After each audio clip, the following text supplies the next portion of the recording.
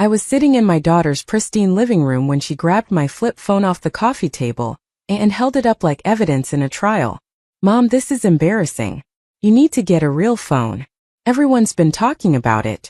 I looked at the simple device she was waving around, the same phone I'd had for 8 years, and felt my stomach tighten. What I didn't know then was that my refusal to upgrade would expose a scheme that had been months in the making, and the 5 words I would eventually say would change everything between us forever. Before we jump back in, tell us where you're tuning in from. And if this story touches you, make sure you're subscribed because tomorrow, I've saved something extra special for you.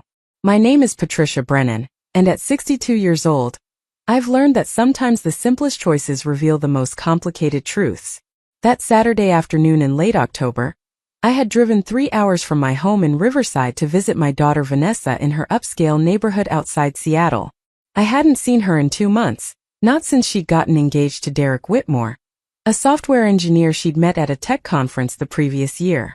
The house was beautiful, all clean lines and expensive furniture that looked like it belonged in a design magazine, rather than a place where people actually lived. Vanessa had done well for herself as a marketing executive at a major tech firm, and the house reflected that success. But there was something cold about it, something that made me miss the cluttered warmth of the apartment where I'd raised her after her father walked out when she was 6. Derek was there too, sitting in the corner with his laptop, barely acknowledging my presence beyond a quick nod when I arrived. He'd been like that during our previous meetings as well, polite but distant, always seeming to have one eye on his screen rather than on the conversation happening around him. Vanessa insisted he was just focused on an important project at work, but I'd noticed how his attention sharpened whenever money came up in conversation. We'd been having what I thought was a pleasant visit, catching up on family news and wedding plans, when Vanessa suddenly shifted the conversation to my phone. She'd mentioned it before, always in passing, always with a light laugh as if my technological preferences were a charming quirk rather than a deliberate choice. But this time was different. This time there was an edge to her voice, an urgency that felt out of place. "Mom, seriously, you can't keep using that thing. What if there's an emergency? What if you need to look something up? What if someone needs to send you photos or documents?" Her voice had that particular tone she used when she was building a case, the same persuasive cadence she probably used in boardrooms to convince clients to increase their marketing budgets. "I've managed fine for 8 years with this phone, sweetheart. It makes calls, it sends texts when I need it to, and the battery lasts for days. I don't need anything more complicated than that." "But that's just it, Mom. Technology has moved on. You're limiting yourself for no good reason. Derek can help you set up a smartphone. He's amazing with tech stuff. He could transfer all your contacts, set up your email, everything." For the first time since I'd arrived, Derek looked up from his laptop with what seemed like genuine interest. "Yeah, Patricia, it would only take like 20 minutes. I could get you set up with something really user-friendly. You'd love having access to maps and weather, and being able to video call with Vanessa whenever you want." There was something in the way he said it, something that made the hair on the back of my neck stand up. It was too eager, too invested in whether or not I upgraded a phone that had no impact on his life whatsoever. "I appreciate the offer, but I'm really happy with what I have. Besides, I know myself well enough to know I'd never use half those features. I'm not a maps and weather apps kind of person." Vanessa exchanged a quick glance with Derek so fast I almost missed it. It was a look loaded with meaning, the kind of silent communication that happens between people who've discussed something extensively in private. "Mom, I'm going to be honest with you. It's getting hard to stay in touch with you. Half the time your texts don't come through properly because your phone is so old. And I worry about you driving around with such limited technology. What if your car breaks down in the middle of nowhere? My car has a perfectly good emergency kit, and I've been driving for over 40 years without a smartphone. I think I'll survive. But don't you want to make things easier? Don't you want to be able to see photos of the wedding planning of our life together? I can't share things with you the way I want to when you're stuck in the technological dark ages." The phrase stuck with me. Technological dark ages. As if choosing simplicity was the same as rejecting progress entirely, as if my preferences about how I communicated with the world were somehow a judgment on her choices. I'd raised Vanessa to be independent, to think critically, to question assumptions. Somewhere along the way, she decided that independence meant having the latest technology, and anyone who chose differently was either ignorant or stubborn. I stayed for dinner, though the conversation felt strained after the phone discussion. Derek returned to his laptop, and Vanessa busied herself in the kitchen with meal preparation that seemed designed to demonstrate how many smart appliances she owned. Everything was connected, she explained with obvious pride. The oven, the refrigerator, the security system, even the doorbell. She could control her entire house from her phone, could monitor everything remotely, could grant access to delivery people, and adjust the temperature from her office downtown. It sounds exhausting, I said, trying to keep my tone light. Having to manage all of that through a device. What happens when the internet goes out? Vanessa laughed, but there was no humor in it. Mom, the internet doesn't just go out anymore. That's not how things work now. We have backup systems, redundancies. Being connected is essential in the modern world. After dinner, I helped Vanessa clean up while Derek disappeared into what she called his office. A spare bedroom filled with multiple monitors and computer equipment that looked like something from a science fiction movie. As we loaded the dishwasher, another smart appliance that beeped and flashed with various status indicators, Vanessa brought up the phone again. Mom, I need you to really think about this. Derek and I have been talking, and we're concerned about your safety. That old flip phone doesn't have GPS tracking. If something happened to you, we'd have no way to find you. Her words sounded rehearsed, like she'd practiced this conversation. I felt a chill that had nothing to do with the temperature in the house. Vanessa, I'm a grown woman who's been taking care of herself for 6 decades. I don't need GPS tracking. The way you're talking, it sounds less like concern and more like surveillance. That's not fair. We just want to be able to help you if you need it. And honestly, some of Derek's family have been asking questions about you. They think it's weird that you refuse to use modern technology. They're starting to wonder if there's something wrong with you. Something wrong with me? Like what? Like maybe you're not as sharp as you used to be. Like maybe you're struggling with new concepts and too proud to admit it. The implication hung in the air between us. My own daughter was suggesting that my technological choices indicated cognitive decline, that my preference for simplicity was really an inability to adapt. I see. And what exactly have you told Derek's family about me? Just that you're set in your ways. That you're from a different generation. Vanessa dried her hands on a kitchen towel, not meeting my eyes. Derek's parents are very tech-forward. His dad worked in Silicon Valley for 30 years. They just don't understand people who resist progress. I don't resist progress, Vanessa. I resist unnecessary complication. There's a difference. Not to them. And honestly, Mom, not to me either. You're being stubborn about this for no good reason. I could feel my temper rising, that hot flush of anger that came from being dismissed and diminished by someone who was supposed to know me better than anyone. I'm being stubborn? I'm the one being stubborn? You've spent the last 3 hours trying to convince me to change something that works perfectly fine for me. Something that has zero impact on your life, and I'm the stubborn one? It does impact my life when people judge me based on my mother's weird technology habits. It impacts me when I can't share things with you normally. It impacts me when Derek's family starts asking questions about whether you're mentally competent. Her voice had risen, taking on a sharp edge I'd rarely heard directed at me. Mentally competent. There it was, the real concern laid bare. This wasn't about my safety or our ability to communicate. This was about image, about how my choices reflected on Vanessa in front of her new fiancé and his tech industry family. I decided it was time to leave. I gathered my purse and coat while Vanessa stood in the kitchen doorway, arms crossed, looking like a stranger wearing my daughter's face. I think I should head home. It's a long drive, and I want to get back before it gets too late. Mom, don't leave like this. We need to resolve this. There's nothing to resolve, sweetheart. You want me to change my phone and I don't want to change it. That's where we are. But Derek said he could help you this weekend. We thought you could stay over, and tomorrow morning he could take you to get a new phone and set everything up. You thought you could convince me to stay and ambush me into getting a phone I don't want? It's not an ambush. It's help. Help I didn't ask for regarding a problem I don't have. I pulled on my coat, feeling suddenly exhausted. Vanessa, I love you, but I'm not changing my phone to make Derek's parents think better of you. If they're judging you based on what kind of phone your mother uses, that says a lot more about them than it does about me. I drove home through the dark, my simple flip phone sitting in the cup holder beside me. It rang once during the drive, Vanessa's name appearing on the small screen, but I didn't answer.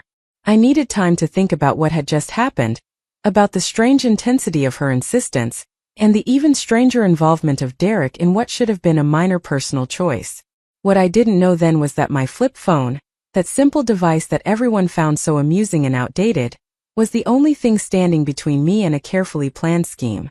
What I didn't know was that my refusal to upgrade had just thrown a wrench into plans that had been months in the making. What I didn't know was that sometimes the oldest technology is the hardest to hack. The calls started the next day.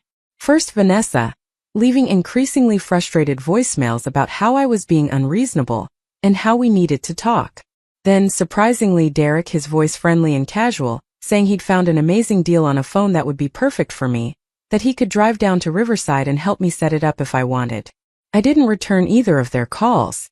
Preparing and narrating this story took us a lot of time, so if you are enjoying it, subscribe to our channel, it means a lot to us. Now back to the story. Instead, I spent Sunday working in my garden, a plot of land behind my small house where I grew vegetables and herbs. It was peaceful work, grounding in a way that had nothing to do with technology or connection or being part of any network beyond the soil and the seasons. Monday morning brought a phone call from an unknown number. I almost didn't answer, but something made me flip open the phone. Hello? Mrs. Brennan? Patricia Brennan? Yes, who's calling? My name is Marcus Chen. I'm a cybersecurity consultant, and I'm calling because your name came up in an investigation I'm conducting. I'd like to meet with you if possible. It's regarding your daughter Vanessa and her fiancé Derek Whitmore. My heart started pounding. An investigation? What kind of investigation? I'd rather discuss the details in person. Are you available this afternoon? There's a coffee shop in Riverside, the Corner Bean on Main Street. Would you be willing to meet me there at 2 o'clock? I agreed, though I spent the rest of the morning in a state of anxious confusion. What could a cybersecurity consultant possibly want with me? What kind of investigation involved my daughter and her fiancé? The Corner Bean was a local favorite, the kind of place where everyone knew everyone. I arrived 15 minutes early and chose a table in the back corner where we could talk privately. Marcus Chun was younger than I expected, probably in his early 30s, with dark-framed glasses and the slightly rumpled appearance of someone who spent more time looking at screens than at mirrors. He ordered a coffee and got straight to the point. Mrs. Brennan, I'll be direct with you. I was hired by a financial institution to investigate a series of fraudulent account activities. During that investigation, Derek Whitmore's name came up multiple times. He's part of a network that specializes in elder fraud, specifically targeting people through their family members. I felt the blood drain from my face. Elder fraud? You think my daughter is involved in defrauding me? I think your daughter may not fully understand what she's involved in. Has Derek or Vanessa been pressuring you to make any financial changes recently? Any suggestions about power of attorney, joint bank accounts, anything like that? No, just the phone. They've been insisting I upgrade from my flip phone to a smartphone. Marcus leaned forward, his expression intense. That's exactly what I was afraid of. Mrs. Brennan, Derek's method is sophisticated. He gets access to elderly parents' smartphones, usually under the guise of helping set them up, and he installs monitoring software. Once he has that access, he can track everything. Bank accounts, passwords, personal information, all of it. But I don't do any banking on my phone. I barely use it for anything except calls and occasional texts. Exactly. That's why you're safe. That old flip phone of yours can't run the kind of software he needs. You've inadvertently protected yourself by refusing to upgrade. He pulled out a tablet and showed me a document with Derek's photo, and several others I didn't recognize. These are the people he's worked with on previous schemes. The pattern is always the same. He meets someone through legitimate channels, often someone with access to aging parents or wealthy relatives. He becomes indispensable, helpful with technology, always offering to solve problems. Then he slowly gains access to accounts, makes small transfers at first, then larger ones. By the time anyone notices, he's moved on. My hands were shaking. How much are we talking about? In the cases we've documented, anywhere from $50,000 to over $1 million per victim. He's very good at what he does, Mrs. Brennan. Very patient. Very careful. And he always makes it look like the victim authorized the transfers, or like they were confused, suffering from dementia, making poor decisions. You said Vanessa might not know. Do you really believe that? Marcus hesitated. In some cases, the romantic partners are completely in the dark. They believe they're helping their boyfriend or girlfriend assist an elderly parent with technology. They don't realize they're part of a fraud scheme until it's too late. In other cases, they're active participants. I don't know which category your daughter falls into, but the fact that she's been so aggressive about getting you to change your phone is concerning. I thought about Vanessa's insistence, about the rehearsed quality of her arguments, about Derek's eager offer to help. What should I do? First, don't change your phone. That flip phone is your best defense right now. Second, be very careful about any financial information you share with either of them. Third, I need you to document every interaction where they've pressured you about technology or asked about your finances. Can you do that? I nodded, feeling numb. Marcus pulled out a business card. I'm going to be honest with you, Mrs. Brennan. I can't prove anything yet. Derek is too careful for that. But I wanted to warn you because I've seen this pattern too many times. The push for smartphone access is always the first step. Your refusal has probably frustrated him significantly, which is why the pressure has been escalating. After Marcus left, I sat in the coffee shop for another hour, staring at my flip phone and trying to process what I'd learned. My daughter, the little girl I'd raised alone, who I'd worked double shifts to support, who I'd sent to college by sacrificing every luxury and many necessities, might be involved in a scheme to defraud me. Or she might be an innocent pawn in someone else's game, genuinely believing she was helping her stubborn mother enter the modern age. I wanted desperately to believe the latter, but the memory of that look she'd exchanged with Derek, the coordinated nature of their arguments, the strange intensity of their focus on my phone, it all suggested something darker. That evening, Vanessa called again. This time I answered. Mom, finally. I've been so worried. You haven't returned any of my calls. I've been busy. Doing what? You're retired. What could you possibly have going on that's more important than talking to your daughter? The dismissiveness in her voice stung. I had hobbies, friends, a life that apparently didn't register as real or valid because it didn't involve the constant connectivity she valued. Actually, Vanessa, I had an interesting meeting today. Someone wanted to talk to me about technology and fraud, and the importance of being careful about who has access to your devices. Silence. Then, in a voice that sounded carefully neutral, oh? Who was that? Just someone who made me realize that my old flip phone might be smarter than everyone gives it credit for. Mom, what are you talking about? I'm talking about the fact that sometimes refusing to upgrade isn't about being stubborn or behind the times. Sometimes it's about recognizing that not every new thing is an improvement. Sometimes the old ways are safer. Are you feeling okay? You're not making much sense. I'm making perfect sense, sweetheart. I'm just not making the sense you want me to make. Look, Derek found an even better deal on a phone. We could come down this weekend and help you. We'll make a day of it, maybe take you out to lunch, spend some real time together. There it was again, the push. The insistence. The suggestion that my refusal was preventing us from spending quality time together. As if the presence or absence of a smartphone had anything to do with the quality of our relationship. I don't think that's a good idea. Why not? Are you mad about Saturday? Because we were just trying to help. I'm not mad, Vanessa. I'm just clear. I'm clear that I don't want a new phone. And I'm clear that I'm not going to be pressured into getting one. And I'm getting very curious about why it matters so much to you and Derek. It doesn't matter that much. We just want you to be safe. Safe from what? From getting lost? From not being able to look up recipes? Or safe from something else? What are you implying? I'm not implying anything. I'm asking directly. Why does Derek care what kind of phone I use? He barely knows me. We've met maybe 4 times. Why is he so invested in helping me upgrade? Because he's a good person who wants to help his future mother-in-law. Or because he needs access to something that my current phone doesn't allow.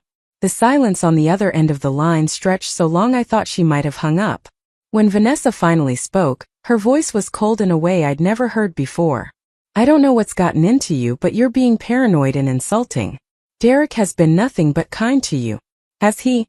Or has he been strategic? There's a difference, Vanessa. Kindness is offered without expectation. Strategy always has an endgame. I think we need to take a break from talking until you're ready to apologize for whatever this is. Maybe that's best. But Vanessa, one more thing. Yes. If you're involved in something that you think is harmless, something Derek has convinced you is just helping out or making things easier, I want you to think very carefully about whether that's really true. I want you to ask yourself what happens to people who get caught up in schemes they didn't fully understand. I have no idea what you're talking about. She hung up before I could respond. I sat there holding my flip phone. This simple device that had somehow become the center of a battle I hadn't known I was fighting. Marcus had told me to document everything, so I opened a notebook and started writing down every conversation I could remember about my phone, every time Derek had shown unusual interest in my finances, every moment that had felt slightly off. The list was longer than I expected. Small things mostly. Derek asking about my retirement accounts in a way that seemed casual but specific. Vanessa mentioning that they were thinking about buying investment property and wondering if I might want to be involved. Derek offering to help me set up online banking because it was so much more convenient than going to the branch. Each individual incident could be explained away as normal conversation, normal helpfulness. But taken together they formed a pattern. That night I couldn't sleep. I kept thinking about Vanessa as a little girl, how she used to climb into my bed during thunderstorms, how she'd hold my hand at the grocery store, how she'd bring me dandelions from the yard as if they were precious roses. Where had that little girl gone? When had she become someone who might be capable of viewing her own mother as a mark, as a source of funds to be accessed and exploited? Or was I being paranoid as she'd suggested? Was Marcus Chun wrong about Derek? Was I destroying my relationship with my daughter over a conspiracy theory about smartphones and fraud? I picked up my flip phone and opened it, staring at the simple screen with its basic functions. Make calls. Send texts. Nothing more. Nothing that could be monitored or hacked or used as a gateway to my financial life. In that moment I made a decision. I would keep my old phone, keep my boundaries, keep my money in accounts that required in-person verification and physical signatures. And I would watch very carefully to see what happened next. Because if Marcus was right, if Derek really was running a fraud scheme, then my refusal to upgrade had just become a serious problem for him. And desperate people do desperate things when their carefully laid plans start falling apart. The next morning brought flowers. A massive arrangement of roses and lilies delivered to my door with a card that read, "We love you, Mom. Let's start fresh. Please call us. Vanessa and Derek." I put the flowers in water and threw away the card. Starting fresh would require more than flowers. It would require truth, and I wasn't sure either of them was capable of providing that anymore. My phone rang that afternoon. Another unknown number, but something told me to answer. "Mrs. Brennan? This is Detective Sarah Morrison from the Seattle Police Department Financial Crimes Unit. I understand you spoke with Marcus Chen yesterday. I wanted to follow up with you about some concerns we have regarding Derek Whitmore. We talked for an hour." Detective Morrison confirmed everything Marcus had told me, and added disturbing details about Derek's previous victims. 3 elderly women, all mothers or mothers-in-law of Derek's former romantic partners. All had been convinced to upgrade to smartphones. All had suffered significant financial losses before anyone noticed what was happening. 2 of the women were still trying to recover their money. The 3rd had died before the investigation concluded, leaving questions that would never be answered. "Your daughter filed for a marriage license 3 weeks ago," Detective Morrison said. "The wedding is scheduled for January 15th. From our experience, Derek tends to escalate his efforts as wedding dates approach. He knows that once he's legally family, he'll have more legitimacy, more access, more ability to explain away any suspicious financial activity. So you think Vanessa knows what he's doing?" "I don't know, Mrs. Brennan. In one previous case, the girlfriend was completely unaware until we arrested him. She was devastated, couldn't believe the man she loved was a criminal. In the other cases, the partners were more complicit, actively helping to isolate the victims and facilitate the fraud. Your daughter's behavior could indicate either scenario. What should I do?" "Keep doing exactly what you've been doing. Keep that flip phone. Keep your financial information private. Document everything. And if they escalate the pressure, if they make any threats or show up unannounced trying to force the issue, call me immediately." She gave me her direct number and made me promise to check in weekly, whether or not anything significant happened. After we hung up, I sat in my quiet house and realized that my simple life, my garden and my books and my old-fashioned phone, had become a battlefield. My daughter and her fiancé on one side, trying to breach defenses I hadn't even known I was maintaining. Me on the other side, trying to protect assets I'd spent decades building while simultaneously hoping I was wrong about everything. The worst part wasn't the potential financial loss. Money can be replaced, accounts can be recovered. The worst part was the loss of trust. The knowledge that every conversation with Vanessa would now be filtered through suspicion and doubt. Was she calling because she missed me or because Derek needed information? Were her questions about my health genuine concern or reconnaissance for future manipulation? I thought about calling my sister Ruth, who lived in Boston and had always been my sounding board for difficult decisions. But what would I say? I think your niece is helping her fiancé plan to steal from me? I suspect my daughter sees me as a retirement fund rather than a person? It all sounded insane, paranoid. Exactly like the mentally declining elderly woman Vanessa had implied I was becoming. But my flip phone sat on the table, silent and simple and unhackable. And that simple device was driving someone crazy with frustration. That had to mean something. That had to mean I was right to be suspicious. Because if Derek were really just a helpful future son-in-law, if Vanessa were really just a concerned daughter, my choice of phone would be a minor eccentricity, not a crisis requiring intervention. 3 days passed with no contact from Vanessa, the longest week gone without talking in years. Then on Thursday evening my doorbell rang. I looked through the peephole and felt my heart sink. Vanessa and Derek stood on my porch, both dressed nicely, both wearing expressions of determined concern. They'd driven 3 hours to show up unannounced, and I knew this wasn't a social call. This was an ambush. I opened the door but didn't invite them in. Sweetheart, what are you doing here? We came to see you, Mom. We've been worried sick. You haven't been returning calls. You said strange things the last time we talked. Derek and I wanted to make sure you're okay. I'm fine. You should have called first. We did call. You didn't answer. So we decided we needed to see you in person. Can we come in? We brought dinner. Chinese food from that place you like. The manipulation was sophisticated. The food from my favorite restaurant, the expression of concern, the implication that my failure to answer calls was evidence of a problem rather than a boundary. They were good at this, or at least Derek was good at it and Vanessa was following his script. I suppose you'd better come in then. But I can't visit long. I have plans this evening. It was a lie, but I wanted an exit strategy. They settled onto my couch while I unpacked the takeout containers in the kitchen, hyper-aware of Derek's eyes scanning my home. What was he looking for? Financial documents left carelessly on the counter? Bank statements? Evidence of the assets he wanted to access? Mom, Derek and I have been talking. We think maybe you should see a doctor. Vanessa's voice carried from the living room, artificially bright. A doctor? Why would I need to see a doctor? Well, you've been acting so strangely lately. The paranoid comments on the phone, refusing to communicate normally. We're worried you might be experiencing some early cognitive decline. It's nothing to be ashamed of. It happens to lots of people your age. There it was, the nuclear option.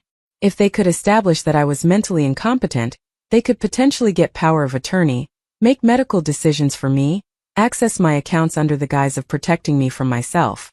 It was brilliant in its cruelty, and I finally understood that Marcus and Detective Morrison had been absolutely right. I'm not experiencing cognitive decline, Vanessa. I'm experiencing clarity. There's a difference. Derek joined in, his voice smooth and reasonable. Patricia, no one's saying there's anything seriously wrong. But at your age, it's just smart to get checked out regularly. I could help you find a good neurologist, someone who specializes in aging-related issues. How thoughtful of you, Derek. Tell me, do you help all your girlfriend's parents find neurologists? Or is this special attention reserved just for me? His expression flickered just for a second, showing something cold beneath the concerned facade. I just want to help. Because you're such a helpful person? Is that why you've been so insistent about my phone? Is that why you care so much about what device I use to make calls and send texts? I care because Vanessa cares and Vanessa is worried about you. Then let me put Vanessa's mind at ease. I saw a doctor last month for my annual checkup. Clean bill of health. Sharp as ever, according to Dr. Patterson. No signs of cognitive decline whatsoever. Would you like to see the paperwork? The lie came easily, smoothly. I hadn't been to the doctor in months, but they didn't know that. And the claim shut down that line of attack effectively. Vanessa and Derek exchanged another of those loaded glances, and I could almost see the wheels turning as they recalculated their approach. That's wonderful news, Mom. Derek's voice was too smooth, too practiced. But even healthy people can benefit from regular cognitive assessments. It's just preventive care, really. I set down the container of lo mein I'd been holding and walked back into the living room. I remained standing while they sat on my couch, establishing a physical dynamic that made it clear this was my home, and they were visitors who were rapidly overstaying their welcome. You know what I find interesting? I said, keeping my voice conversational. I find it interesting that you drove 3 hours on a Thursday evening unannounced to discuss my phone and my cognitive health. Most people would call that an overreaction to a simple difference of opinion about technology. We're not overreacting, Vanessa said, but there was a defensive edge to her tone. We're being proactive because we love you. If you loved me, you'd respect my choices instead of trying to override them. If you loved me, you'd accept that I'm capable of making my own decisions about what technology one use. Derek leaned forward, his elbows on his knees, in a posture that probably looked earnest and concerned to anyone who didn't know what I now knew about him. Patricia, I think maybe we got off on the wrong foot about this whole phone thing. It's not about controlling you or disrespecting your choices. It's genuinely about safety and connection. Your flip phone doesn't have GPS, doesn't have emergency services integration, doesn't have any of the features that could help you in a crisis. I've lived 62 years without GPS tracking, and I'm still here. That's survivorship bias, he said, warming to his topic. You've been lucky, but as we age the risks increase. Falls, medical emergencies, disorientation. Having a smartphone with location services could literally save your life. And you're so concerned about my life that you drove 3 hours to convince me of this? On a work night. His jaw tightened almost imperceptibly. Like I said, I care about Vanessa and Vanessa cares about you. Therefore, I care about your well-being. How generous. Tell me, Derek, in your professional opinion as a software engineer, how difficult would it be to monitor someone's smartphone remotely? To track their location, access their apps, maybe even their financial accounts? The temperature in the room dropped about 20 degrees. What kind of question is that? A simple one. You're the expert. How hard would it be? That would depend on a lot of factors. Access to the device, security settings, whether the person had enabled certain permissions. But theoretically, if someone had physical access to a phone and knew what they were doing, they could install software that would allow pretty extensive monitoring. Interesting. So my old flip phone, which doesn't run apps or connect to the internet beyond basic functions, would be much harder to monitor that way. Technically, yes, but that's a paranoid way to think about technology. Is it? Or is it realistic? Vanessa stood up abruptly. Hey, this is getting ridiculous. Mom, what's going on with you? Why are you acting like we're the enemy? I'm not acting like anything. I'm asking questions and making observations. You're the ones who showed up uninvited to pressure me about a phone. We came because we're worried about you. Then let me put your worries to rest. I'm fine. I'm healthy. I'm making my own decisions. And I'm keeping my flip phone. For how long? Derek's question hung in the air. The mask had slipped slightly, revealing frustration underneath the concern. Excuse me? How long are you planning to keep using that obsolete phone? Until it stops working, I suppose. Or until I decide I want something different. Which I don't. You're being unreasonable. Am I? Or am I being cautious? There's a lot of fraud targeting seniors these days. Identity theft, financial scams, people gaining access to accounts through technology. I'd be foolish not to protect myself. We're not trying to scam you, Vanessa said, but her voice wavered slightly. We're your family. Some of the worst financial abuse comes from family members. I read an article about it recently. Adult children who see their parents' assets as their inheritance, who get impatient waiting for nature to take its course. That's a horrible thing to say. It's a horrible thing to be true, but it happens more often than people want to admit. I watched them both carefully, looking for tells, for signs of guilt or anger or calculation. Vanessa looked hurt and confused, but Derek's expression was harder to read. He was better at controlling his reactions, which made sense if he'd done this before. I think we should go, Derek said, standing up and placing a hand on Vanessa's shoulder. Your mom clearly isn't in a place where she can have a rational conversation right now. Rational. That word again, the implication that my resistance to their agenda indicated irrationality rather than clear thinking. They gathered their things and I walked them to the door. Vanessa paused on the threshold. Mom, I don't know what's happened to you, but I hope you figure it out soon. Because this version of you, this suspicious, paranoid version, isn't someone I recognize. Maybe you never knew me as well as you thought you did. Or maybe you're changing into someone I can't trust. The words hit me like a physical blow, but I kept my expression neutral. I guess we'll see.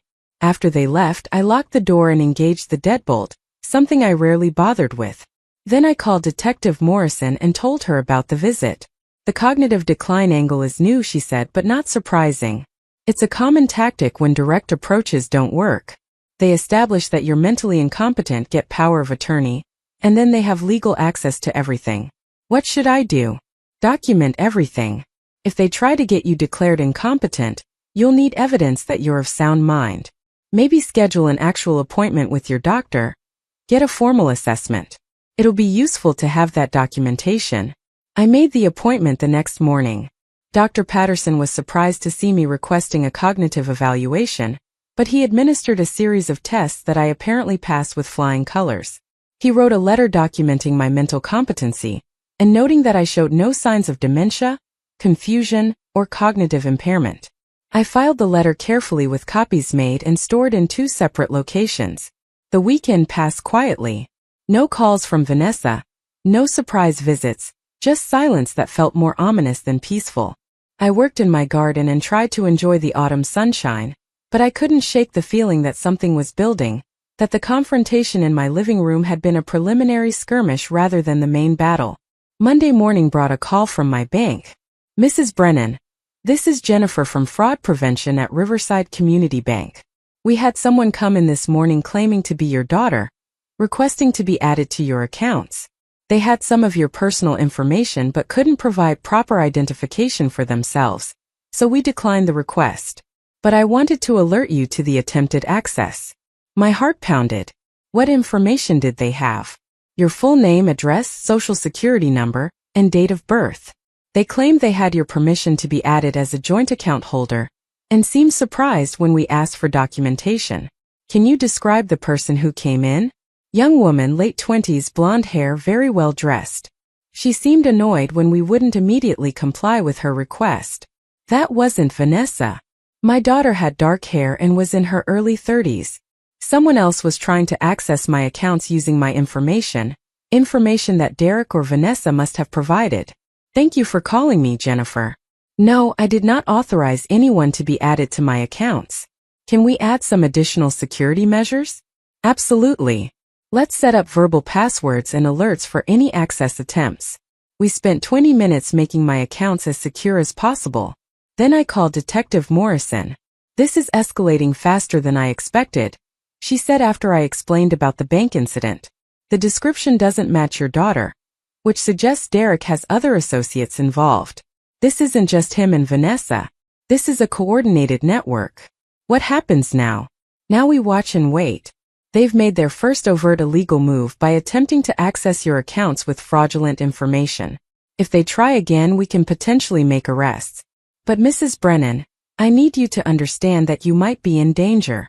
If Derek realizes you're onto him, if he knows his scheme is falling apart, he could become desperate. I felt cold despite the warm morning. What kind of danger? In previous cases, when marks have resisted, Derek has used intimidation tactics. Showing up at their homes repeatedly, making veiled threats, trying to isolate them from other family members and friends. In one case, an elderly woman's car was vandalized. In another, someone broke into a house, though nothing was taken. Just scare tactics to make the victim more compliant. Should I go somewhere else? Stay with a friend? That might not be a bad idea for a few days. Do you have somewhere you could go? My sister Ruth in Boston. I could take a trip to visit her. That's good. But Mrs. Brennan, keep your flip phone with you. Don't let anyone convince you to upgrade or change devices. That phone is your protection right now. I packed a bag and booked a flight to Boston for the next morning. Then I called Ruth and explained a carefully edited version of what was happening. She was horrified and immediately insisted I stay as long as I needed. That evening, as I was finishing my packing, my doorbell rang. I looked through the peephole and saw a man I didn't recognize, tall and heavy-set, wearing a delivery uniform. I didn't open the door. "Package for Patricia Brennan," he called through the door. "Needs a signature." "I don't recognize your uniform," I called back. "What company are you with?" "Express Parcel Service." "I'd never heard of that company. Can you leave it on the porch?" "I'll get it later." "Needs a signature, ma'am." "Company policy." "Then I'll have to miss this delivery. Come back another time." The man stood there for another minute, then walked back to a van parked on the street. But he didn't drive away. He sat there watching my house. I called Detective Morrison. "She's making arrests," she said. "That's not a delivery person. That's intimidation. I'm sending a patrol car to your location right now. Stay inside, keep your doors locked." The patrol car arrived 10 minutes later, and the van drove away as soon as the police pulled up. The officer came to my door and took a statement, noting the van's license plate, which would probably turn out to be fake or stolen. "This kind of harassment is classic Derek Whitmore," the officer said. "He's testing your vulnerabilities, seeing if you're alone, seeing how you react to pressure. You did the right thing not opening the door." After the officer left, I sat in my living room with all the lights on and my flip phone clutched in my hand. This simple device, this piece of outdated technology that everyone had mocked, had become my lifeline. It couldn't be hacked or monitored or used to track me. It couldn't be loaded with spyware or used to access my accounts. It was just a phone, and that limitation had become its greatest strength. I flew to Boston the next morning. Ruth met me at the airport, and the relief I felt at seeing her familiar face almost broke my composure. We'd always been close despite the distance, talking weekly and visiting several times a year. She was 3 years older than me, a retired teacher with a sharp mind and even sharper instincts for when something was wrong. Over dinner that night, I told her everything. The pressure about the phone, the meeting with Marcus Chan, the detective's warnings, the attempted bank access, the fake delivery person. She listened without interrupting, her expression growing more alarmed with each revelation. "Patty, this is serious. This isn't just a disagreement about technology. This is organized crime." "I know. That's why I'm here." "But Ruth, the worst part isn't the fraud or the intimidation. The worst part is not knowing how much Vanessa understands about what's happening. Is she a victim too? Being manipulated by someone she trusts? Or is she actively participating in a plot to steal from me? From what you've told me, it could be either. Derek sounds like a professional manipulator. He could have convinced her that helping him access your accounts was somehow helping you, protecting you from yourself. That's what I keep hoping. But then I remember her face when she said I wasn't someone she recognized anymore. The coldness in her voice. That wasn't manipulation. That was anger at not getting what she wanted. Ruth reached across the table and took my hand. "Whatever happens, you did the right thing. Protecting yourself isn't paranoid. Maintaining boundaries isn't cruel. And refusing to be victimized isn't selfish." I stayed in Boston for 2 weeks. During that time, my phone rang repeatedly with calls from Vanessa, and from numbers I didn't recognize. I didn't answer any of them. Detective Morrison called with updates. The van from the fake delivery attempt had been reported stolen 2 days before it appeared at my house. They'd identified the driver as a known associate of Derek's, someone who'd been involved in previous fraud schemes.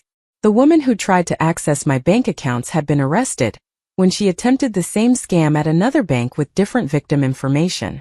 Everything was building toward a case against Derek, but they needed more evidence, more direct connections between him and the various crimes being committed in his orbit. Meanwhile, Vanessa sent increasingly frantic messages. "Mom, where are you? Why aren't you answering? I'm scared something happened to you. Please call me back. Mom, Derek and I are worried sick. If you don't call soon, we're filing a missing persons report. Mom, this is ridiculous. You can't just disappear. We need to know you're okay." The messages revealed their strategy. If I didn't respond, they could claim I was missing or in danger, potentially triggering wellness checks or even an involuntary psychiatric hold if they could convince authorities I was a danger to myself. It was brilliant in its manipulation, turning my silence into evidence of incompetence. On Detective Morrison's advice, I sent a single text message to Vanessa using my flip phone. "I am fine and safe. I am visiting family. I do not wish to be contacted. Please respect my boundaries. The response came within minutes. What family? Aunt Ruth? Why would you go there without telling me? What's going on? I didn't reply. The next message was more aggressive. This is childish, Mom. You're acting like a paranoid old woman. Derek thinks you might be having a mental health crisis. Then the threats became more explicit. If you don't call me back today, I'm calling the police for a wellness check. You're clearly not capable of making rational decisions. I forwarded all the messages to Detective Morrison. This is good, she said. This shows escalation and attempted coercion. Keep them coming. Don't engage, just document. Ruth and I spent the 2 weeks doing normal sister things. We went to museums and bookstores, had long dinners at her favorite restaurants, took walks through her neighborhood admiring the fall foliage. We talked about everything except Vanessa and Derek, and it was healing in a way I hadn't expected. I'd forgotten what it felt like to be around someone who didn't want anything from me except my company. But I couldn't hide in Boston forever. I had a life in Riverside, a house and garden that needed tending, responsibilities I couldn't abandon indefinitely. When I told Ruth I was planning to go home, she offered to come with me, at least for a few days to help me get resettled. I accepted. Gratefully. We flew back to California on a Tuesday morning. Detective Morrison met us at my house with 2 uniformed officers. They'd arranged for increased patrols in my neighborhood and had installed a more sophisticated security system while I was gone, cameras covering all entrances and motion sensors that would alert both me and the police department if anyone approached. Your house is as secure as we can make it without putting you in protective custody, Detective Morrison said. But Mrs. Brennan, you need to be prepared for the possibility that things might get worse before they get better. Derek knows he's running out of time. The woman who tried to access your bank accounts has already given testimony implicating him in multiple fraud schemes. We're building a case, but desperate people do unpredictable things. That night, Ruth and I made dinner together in my kitchen, and I tried to pretend everything was normal. But I jumped at every sound, watched the security camera feeds obsessively, kept my flip phone within reach at all times. The simplicity that had always characterized my life had been replaced by constant vigilance. The call came at 3 in the morning. My flip phone rang with Vanessa's number, and something made me answer despite my exhaustion. Mom. Her voice was thick with tears. Mom, I need help. Vanessa. What's wrong? Where are you? I'm at the hospital.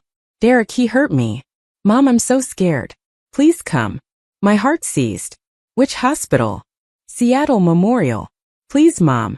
I don't know who else to call. I'm leaving now. I'll be there as soon as I can. Ruth was already awake, having heard the phone ring. Let me come with you, she said.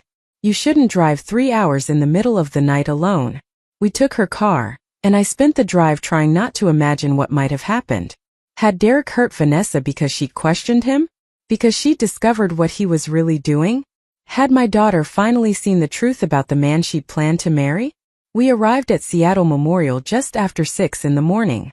I asked for Vanessa at the emergency department desk, and the nurse directed me to a room in the back. When I walked in, my daughter looked smaller than I'd ever seen her. She had a black eye and a split lip, and her right arm was in a sling. Oh, sweetheart. I rushed to her bedside. What happened? He got so angry, she whispered. I told him I wanted to postpone the wedding, that things were moving too fast, that I needed time to think. And he just exploded. Said I was ruining everything that I'd promised him that I owed him. The doctor says my arm's just bruised, not broken. But Mom, the things he said. It was like I was talking to a stranger. Where is he now? I don't know. After he pushed me, I ran to a neighbor's house and they called 911. The police are looking for him. I sat on the edge of her hospital bed and carefully put my arm around her shoulders. I'm here now. You're safe. I'm so sorry, Mom. About everything. About the phone thing, about Christmas being weird, about not listening when you tried to warn me. He kept saying you were the problem, that you were trying to control us, that once we were married everything would be easier because we'd have access to family resources and wouldn't have to depend on you. Family resources. There it was again, the phrase that revealed so much. Did he ever explain what he meant by family resources? Your retirement accounts. Your properties. He said most adult children eventually inherit from their parents, and we needed to make sure we were set up to manage things properly when the time came. He made it sound so reasonable, so normal. I stroked her hair. This daughter I'd raised alone, who I'd tried so hard to teach to be strong and independent. How long had he been talking about my money? Since pretty early on. But it wasn't like he was obsessed with it or anything. He just mentioned sometimes that it was smart to think ahead, to plan for the future. He said lots of elderly people struggle with technology and finances, and it's the children's responsibility to step in and help. Did he ever ask you to help him access my accounts? Vanessa was quiet for a long moment. He wanted me to get the passwords to your email. He said it would be easier to help you with online stuff if we could just handle things remotely. He made it sound like we'd be doing you a favor. And did you give him my passwords? I tried, but you never wrote them down anywhere I could find. You kept everything so private, so locked down. He got frustrated about that. Said you were making things harder than they needed to be. I felt a wave of gratitude for my paranoid habits, for my refusal to write down passwords or leave financial documents where anyone could find them. Those small securities had protected me without my even realizing I needed protection. Vanessa, I need to ask you something, and I need you to tell me the truth. Did you know he was planning to steal from me? No. She started crying again. I swear, Mom, I thought it was all normal stuff. Planning for the future, being prepared, helping elderly parents navigate complicated systems. He made it sound so caring, so responsible. I didn't realize until tonight, when he lost control, that he'd been manipulating me this whole time. Ruth, who'd been standing quietly by the door, finally spoke. Vanessa, your mother has been working with the police. Derek is under investigation for elder fraud. He's done this before with other families. You're not the first person he's manipulated. Vanessa's face went white. The police? For how long? A couple of months. Ever since a cybersecurity consultant noticed Derek's pattern and reached out to warn me.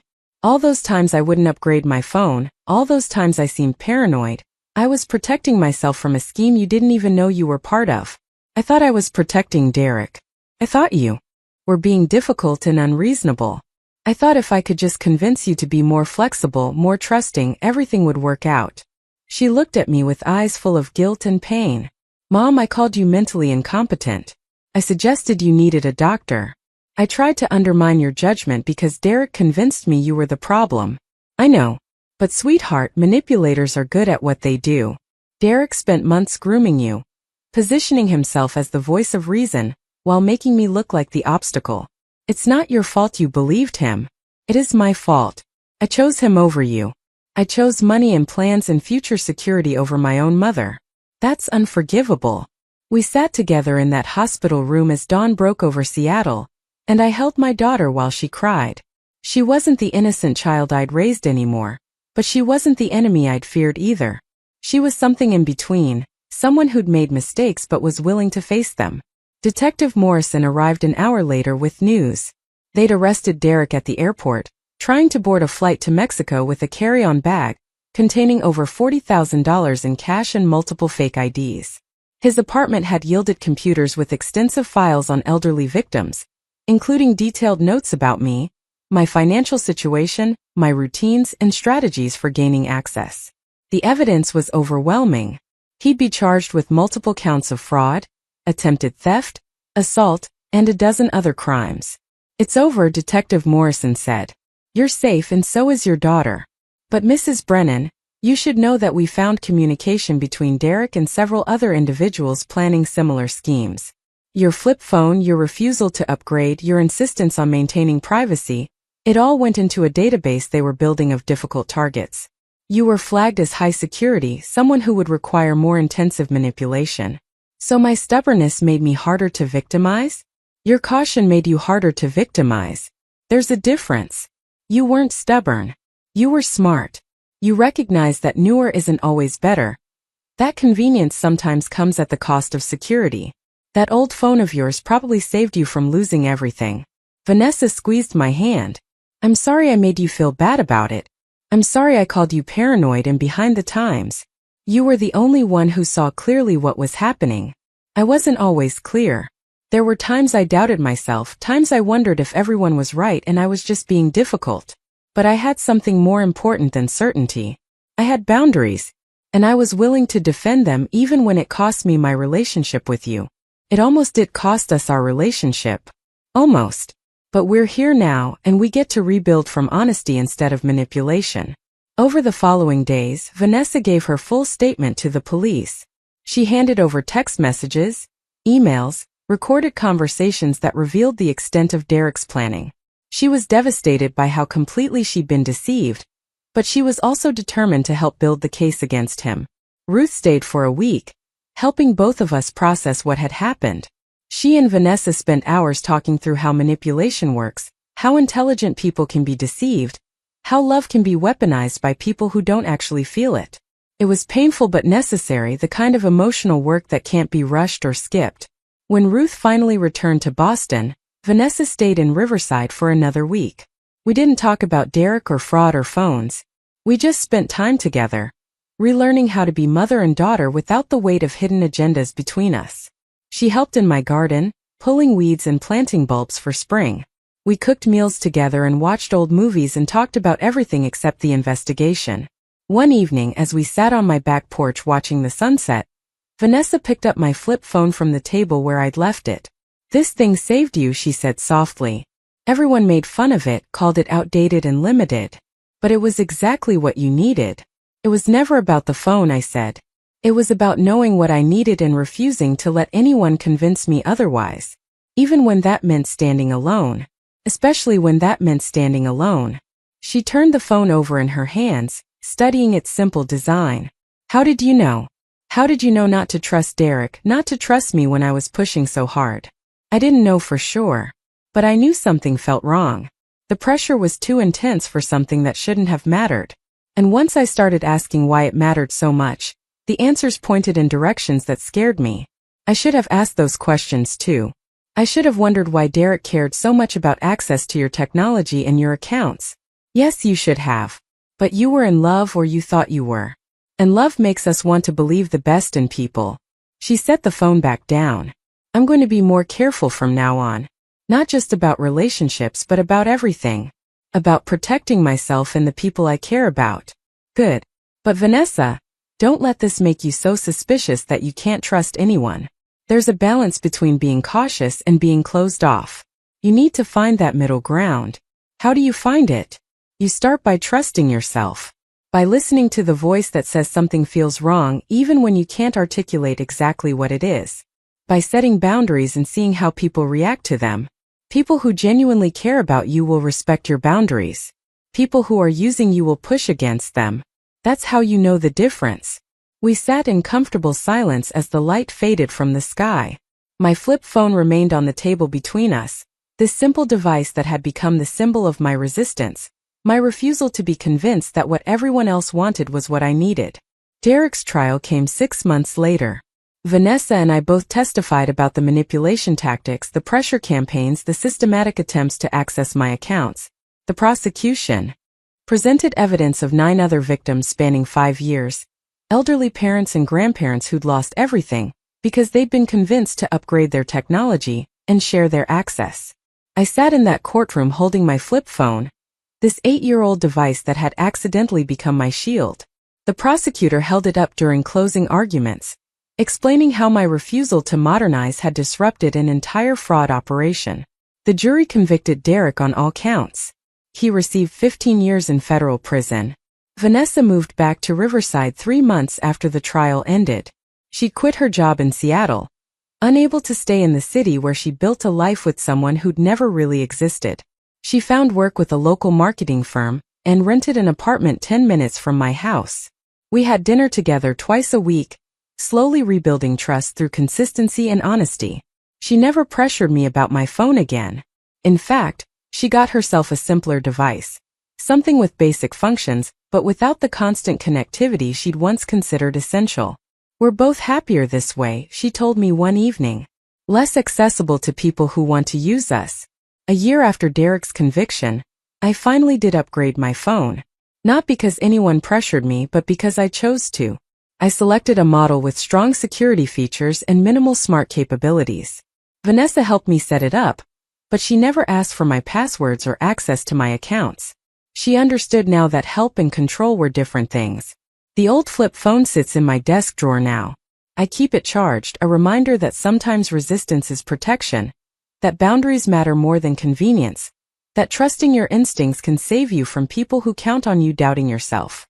Detective Morrison calls occasionally to update me on other cases where my testimony helped establish patterns of fraud.